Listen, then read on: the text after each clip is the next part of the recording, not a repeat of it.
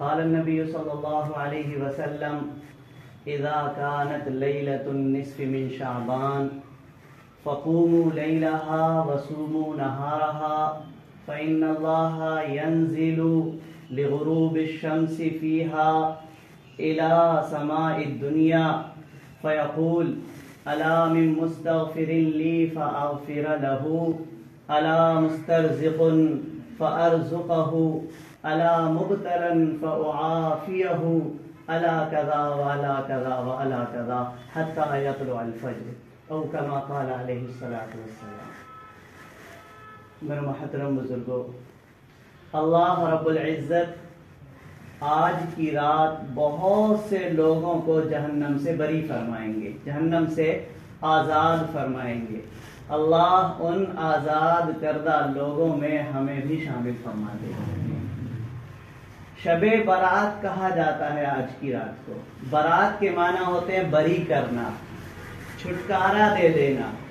تو اللہ رب العزت اس رات میں امت مسلمہ کے لوگوں کو چھٹکارا دے دیتے ہیں جہنم سے۔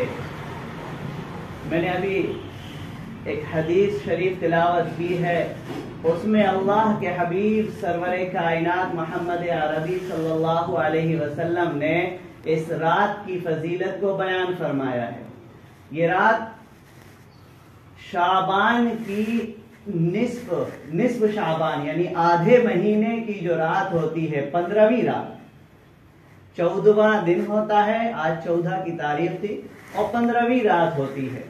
تو اس رات میں اللہ رب العزت کے حبیب سرور کائنات فرماتے ہیں کہ جب 14ویں رات ہو شعبان، 15ویں رات ہو شعبان کی یعنی نصف شعبان ہو، تو اس کی رات میں نمازیں پڑھو اور دن میں روزہ رکھو، اس لیے کہ اللہ رب العزت سورج کے ڈوبنے سے فجر کے طلوع ہونے تک آسمانی دنیا پر آ جاتے ہیں، یعنی اللہ اپنی خصوصی توجہ لوگوں پر فرماتے ہیں۔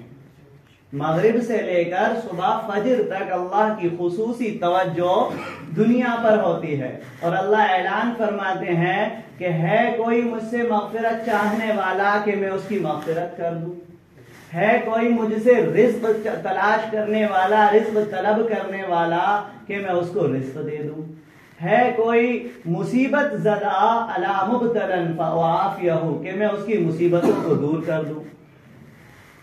تو اللہ رب العزت کی طرف سے یہ اعلان ہوتا ہے۔ تو اب اس رات میں جو لوگ بھی اللہ سے عبادت کر کے جو کچھ بھی مانگنا چاہیں گے تو وہ اللہ رب العزت ان کو عطا فرمائے گا۔ تو احادیث مبارکہ سے یہ بات ہمیں پتہ چلتی ہے کہ یہ رات جو ہے بڑی فضیلت والی رات ہے۔ اب اسلام میں اعتدال یعنی درمیانی راستہ پسندیدہ ہے۔ لوگوں کی تو عادت ہوتی ہے، یہ تو فطری چیز ہے کہ کوئی کچھ زیادہ سمجھ لیتے ہیں اور کچھ کم سمجھ لیتے ہیں، تو کچھ زیادہ ہی عمل کرنے لگتے ہیں، کچھ بالکل بھی عمل نہیں کرتے۔ اسلام نے پسند فرمایا ہے، اللہ کے رسول صلی اللہ علیہ وسلم نے درمیانی راستہ۔ تو کچھ لوگوں نے تو اس رات کو تہوار بنا لیا، تو یہ بھی غلط ہے، اور کچھ لوگ تو اس کی بالکل ہی انکار کرتے ہیں کہ شب برات کوئی رات ہوتی ہی نہیں ہے، کوئی فضیلت ہے ہی نہیں، یہ بھی غلط ہے۔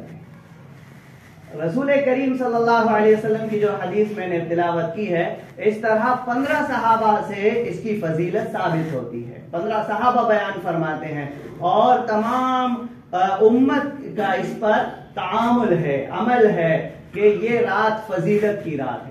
البتہ اس میں جو بدعات اور خرافات پیدا ہو گئی ہیں، ان سے جو ہے ہمیں دوری برتنے کی ضرورت ہے، بہت ساری چیزیں تو جو پیدا ہوتی ہیں وہ اس لیے پیدا ہوتی ہیں خرابیاں کہ ہم شریعت کے درجوں کو ان کی درجے پر نہیں رکھتے ہیں۔ یعنی شریعت میں जो चीज जिस दर्जे की है, मैंने इससे पहले जुमे में भी अर्ज किया था कि जो फर्ज है उसको फर्जी के दर्जे में रखा जाए, जो वाजिब है उसको वाजिब के दर्जे में रखकर अमल किया जाए, जो सुन्नत है उसको सुन्नत के दर्जे में रखकर अमल किया जाएगा, और जो मुस्तहब है उसको मुस्तहब के दर्जे में ही रखना है, उसको जरूरी नहीं समझना। अगर उसको जरूरी समझ लेंगे, फर्ज समझ लेंगे, तो वो बिदअत हो जाएगा, शरीयत से उदूल करना हो जाएगा। तो ये जो रात है फजीलत वाली, ये मुस्तहब है और इसको हमें मुस्तहब समझकर ही करना है। और बहुत सारी बिदअत जो खुराफात पैदा हुई इसलिए हो गई कि हमने इसको जरूरी समझ लिया। इसमें बहुत सारी चीजें जो हैं जरूरी समझ ली गई हैं। जैसे कोई कहता है कि मगरिब के बाद सूरह यासीन पढ़ो, फिर उसके बाद इतनी रकात पढ़ो, फिर हर रकात में ये पढ़ो, वो पढ़ो, ये पढ़ो, ऐसा कुछ नहीं है। और इसी तरीके से कुछ लोग जो है इसको त्योहार मना लेते हैं। अब ये त्योहार कहां से आई? त्योहार जो बनी है शब बारात, वो शियों से बनी है। सुन्नी और अहले सुन्नत वल जमात के यहाँ ये रात फजीलत वाली रात है, सब मानते हैं, लेकिन त्योहार नहीं है। शिया ये मानते हैं कि जो उनके 12वें इमाम है, यानी इमाम मेहदी जो है, वो इसी रात में पैदा हुए थे। शब बारात में वो पैदा हुए थे, इसलिए वो शब बारात में हलवा बनाते हैं और पटाखे छोड़ते हैं, चिरागा करते हैं। तो ये सारी चीजें एक जमाने तक हमारे हिंदुस्तान में भी शियों का बड़ा जोर रहा है। तो जो अहले सुन्नत वल जमात मुसलमान हैं, वो उनके साथ रहने की वजह से, उनके बहुत सारे अकायद से, उनके बहुत सारे रस्मों से मुतासिर हुए और उनको अपना लिया। इसलिए हम में से भी बाज़ जगहों पे हलवा बनाया जाता है, चिरागा किया जाता है और इसको जश्न की रात समझते हैं कुछ लोग बेचारे। तो ये जश्न की रात नहीं है, ये दूसरों के जरिए से ये बात हमें आई है, इसको दूर करना जरूरी है।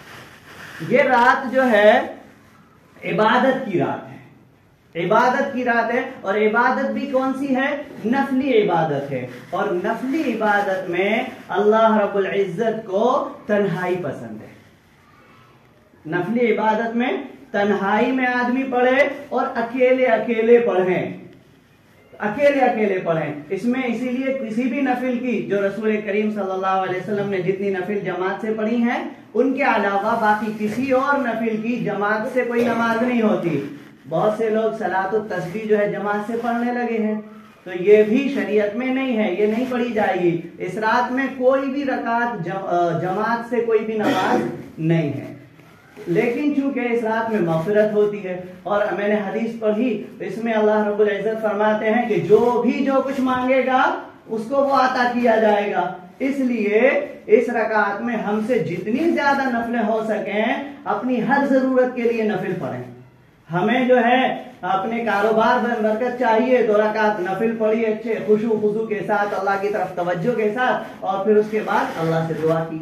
हमें अपनी उम्र में बरकत के साथ उम्र अल्लाह हमारी लंबी फरमा दे, ज्यादती चाहिए, उसकी नफिल पढ़ी और अल्लाह से दुआ की। इसी तरीके से जितनी भी हमारी अपनी जरूरतें हैं, हर जरूरत के लिए हम अल्लाह के सामने नफिल पढ़ेंगे और दुआ करेंगे, क्योंकि नमाज के बाद दुआ जल्दी कबूल होती है। तो अपनी नमाजें पढ़ेंगे और दुआ मांगेंगे। इसी तरीके से और भी जितने जिक्र हैं, कुरान करीम है, तस्बीह है, तस्बीह फातिमा, सुभान अल्लाह, अल्हम्दुलिल्लाह, अल्लाहु अकबर, और जो कुछ भी हमको आता, दरूद शरीफ है, वो जितना ज्यादा हो सके हमें पढ़ना है। इस रात में पूरी रात जागना जरूरी नहीं है। बहुत से ये समझते हैं पूरी रात जागना जरूरी है, पूरी रात जागना जरूरी नहीं है। जितना हम खुशी से, बशासत से इबादत कर सकते हो उतनी देर इबादत करेंगे और फिर सो जाएंगे। और फर्ज जो नमाजें हैं, फजर की नमाज है, इशा की नमाज है, ये जमात से पढ़ेंगे। तो असल नमाजें तो फर्ज नमाजें हैं, उन्हें हमें जमात से पढ़ना है। और बाकी ये जो है ऊपर से अल्लाह ने हमें एक मौका दिया है, इस मौके को भी गनीमत जानना है और जितना ज्यादा हमसे हो सके अल्लाह की इबादत करना है। अच्छा, 8 लोग लेकिन इसमें भी ऐसे हैं इस रात में कि जिसमें अल्लाह सबको माफ कर देता है, उन 8 लोगों को अल्लाह माफ नहीं करता है। पहला है मुशरिक, जो अल्लाह के सिफात में किसी को शरीक ठहराता है। اللہ یعنی جو چیزیں صرف اللہ ہی سے مانگی جاتی ہیں وہ کسی اور بندے سے یا کسی اور جگہ سے اس کو حاصل کرنے کی کوشش کرتا ہے وہ مشرک کہلاتا ہے. چاہے وہ کسی ولی سے یا نبی سے یا بزرگ سے ہی مانگے ڈائریکٹ وہ مشرک ہے. تو اس اللہ مشرک کی مغفرت نہیں کرتے ہیں, اس لیے شرک سے بچنا چاہیے. قرآن پاک میں خود اللہ نے کئی جگہ اعلان فرمایا ان اللہ لا یغفر ان یشرک به ویغفر ما دون ذلک لمن یشاء. اللہ تعالی شرک کرنے والے کی مغفرت نہیں کرتا, اس کے علاوہ جس گناہ کی چاہے مغفرت کر دے گا. اور دوسرا ہے کینہ رکھنے والا, مشاحن. کینہ رکھنے والا یعنی جو ہمیشہ اپنے دل میں مسلمانوں کو یا کسی کو بھی تکلیف پہنچانے کی سوچتا رہے کہ اس کو نیچا کیسا دکھایا جائے, اس کو نقصان کیسے پہنچایا جائے, اس کے کاروبار کو ٹھپ کیسے کیا جائے, اور یہ اتنا ترقی کر رہا ہے اس کو تنزلی پہ کیسے لایا جائے. اس طرح کا جو اپنے دل میں کینہ رکھتا ہے اس کی بھی اللہ مغفرت نہیں کرتے, اس کی بھی توبہ اور دعا قبول نہیں کرتے. اور اسی طریقے سے مشاہن, مشرک. اور ایک ہے مغرور, گھمنڈی, جو اپنے کپڑوں کو ٹخنوں سے نیچے رکھتا ہے گھمنڈ کی وجہ سے, تکبر کرتا ہے, اپنے آپ کو سب کچھ سمجھتا ہے, دوسروں کو کچھ نہیں سمجھتا. اللہ رب العزت اس آدمی کی بھی مغفرت نہیں کرتے. اسی طریقے سے چوتھا آدمی ہے جو شراب کا عادی ہے, شراب پیتا ہے. تو اللہ رب العزت سب کی مغفرت کر دیں گے, مانگنے والوں کو دے دیں گے, لیکن جو شرابی ہے, عادت ہے اس کی شراب پینے کی, اللہ اس کی مغفرت نہیں کرتے, اس کی دعا نہیں قبول کرتے اس رات میں. اسی طریقے سے ایک ہے زانی, یعنی جو اپنی خواہش کو نکاح کے علاوہ بغیر نکاح کے پورا کرتا ہے, جو زنا کرتا ہے, اللہ رب العزت اس کی بھی مغفرت نہیں کرتے, اس کے بھی گناہوں کو معاف نہیں کرتے, اسے کی بھی دعا قبول نہیں کرتے. اسی طریقے سے ایک ہے ناحق قتل کرنے والا, کسی کو قتل کر دیا ایمان والے کو اور اس پہ وہ شرمندہ بھی نہیں ہے, توبہ بھی نہیں کرتا, معاملے کو صاف بھی نہیں کیا کہ بھئی مجھ سے غلطی ہو گئی, دیت لے لو اور مجھے معاف کر دو مقتول کے گھر والوں سے, اس نے صلح بھی نہیں کی اور اپنے کیے پہ وہ خوش ہے, تو اللہ رب العزت ایسے آدمی کی بھی مغفرت نہیں فرماتے ہیں. ایسے آدمی کی بھی کوئی دعا قبول نہیں کرتے. باقی ان کے علاوہ اللہ جو بھی دعا مانگتا ہے بندہ, ایک دوسری روایت میں ہے کہ بنو کلب جو ہے بہت بکریاں رکھا کرتے تھے, بڑا قبیلہ تھا, ان کے یہاں بکریاں بھی بہت زیادہ ہوتی تھیں, تو ان کی بکریوں کے بالوں کے برابر اللہ مغفرت فرماتے ہیں. تو بہت مشہور تھا کہ بنو کلب ان کی اتنی بکریاں ہیں کہ کسی اور کے یہاں اتنی بکریاں نہیں ہیں. تو حضور نے مثال دینے کے لیے فرمایا کہ بنو کلب کی بکریوں کے جو بال ہیں اس سے زیادہ اللہ مغفرت فرماتے ہیں اس رات میں. اس لیے اس رات کو غنیمت جانیں اور اس رات میں عبادت کریں, کہیں جانے کی ضرورت نہیں ہے. اس رات میں جو دوسری چیزیں جیسے کہیں سفر میں چلے گئے, کہیں جلسے جلوس نکال لیے, یا قبرستان ہجوم بنا کے جانا ہے, یہ سب شریعت میں نہیں ہے. قبرستان حضور علیہ الصلوۃ والسلام صرف ایک بار اپنی پوری زندگی میں گئے ہیں, صرف ایک بار. تو اگر ہمیں اس رات کو سنت طریقے سے اگر گزارنا ہے تو اپنی زندگی میں کبھی ایک بار قبرستان جا کے مردوں کو ثواب پہنچا کے آ جائے, اور اگر ایک بار نہیں ہمیں جی چاہ رہا کہ اور بھی جائیں تو کبھی چھوڑ دیں اور کبھی چلے جائیں. سال میں 2-3 سال چھوڑ دیا پھر چلے گئے, پھر چھوڑ دیا پھر چلے گئے, اس طریقے سے. لیکن ہر سال اس کی عادت بنا لینا یہ شریعت میں نہیں ہے, یہ بدعت ہو جاتا. یعنی کسی بھی کام کو دین سمجھ کے اس کو لازمی سمجھ لینا کہ بس اب ہم کو یہ اس دن یہ کرنا ہی ہے, اور شریعت میں وہ لازم نہ کیا ہو, وہ بدعت ہو جاتا ہے. تو جو چیزیں ہمیں شریعت بتاتی ہے ہمیں وہی کرنا ہے, اور ہمیں اس دن شریعت اس رات میں بتا رہی ہے کہ ہم کو نمازیں اور نفلیں پڑھنے ہیں, لیکن کوئی نفل شریعت نے طے کر کے نہیں دی کہ یہی نماز پڑھنا ہے اور اس نماز میں آپ کو اتنی بار یہ سورت پڑھنا ہے, اتنی بار یہ سورت پڑھنا ہے, ایسا کچھ بھی نہیں. آپ کے جی میں جتنی آئے جو سورت چاہو وہ سورت پڑھو, اور جتنی نفلیں چاہو نفلیں پڑھو. اور خاص طور سے چونکہ اس کی صلاۃ التسبیح کی بہت زیادہ فضیلت آئی ہے, تو صلاۃ التسبیح کم سے کم سال میں ایک بار تو ضرور پڑھ لینے چاہیے. تو موقع اس کو غنیمت سمجھتے ہیں اور عام طور سے صلاۃ التسبیح رات میں پڑھتے ہیں. تو میں صلاۃ التسبیح کا بھی طریقہ بتا دوں. صلاۃ التسبیح 2 طریقے سے پڑھی جاتی ہے. सलातुत तस्बीह दो तरीके से पढ़ी जाती है।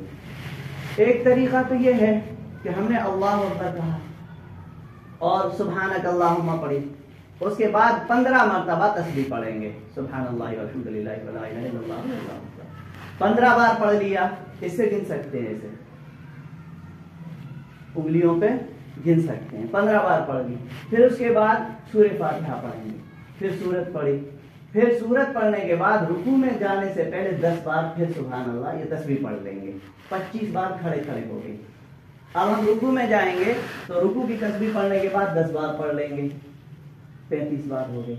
उसके बाद हम खड़े होंगे, हाथ रब्बना लकल हम्द कह के हाथ छोड़े छोड़े 10 बार पढ़ लेंगे, 45 हो गए। फिर हम सजदे में जाएंगे, सजदे की तस्बीह करने के बाद 10 बार पढ़ लेंगे, 55 हो गई। और फिर सजदे से जब उठेंगे कौमे में जलसे में तो वहां हम 10 बार पढ़ लेंगे, 65 हो गई। और फिर दूसरे सजदे में जाके तस्बीह पढ़ने के बाद 10 बार पढ़ लेंगे, 75 हो गई। तो एक रकात में 75 बार पढ़ना है। एक तरीका तो ये है, इस तरीके में हमें दूसरे सजदे के बाद बैठना नहीं पड़ेगा। ये तरीका जिसे आसान लगे तो इससे पढ़ लें। दूसरा तरीका ये है कि हमें खड़े होके 15 बार पढ़ना बस, और रुकू में जाने से पहले जो 10 बार पढ़ी थी वो नहीं पढ़ना। सूरह फातिहा के बाद सूरत पढ़ी और रुकू में चले गए, और फिर वैसे ही पूरी पढ़ेंगे और दूसरे सजदे के बाद बैठ जाएंगे, वहां 10 बार पढ़ लेंगे तो 75 हो जाएंगे। तो ये 2 तरीके हैं, समझ में ना आए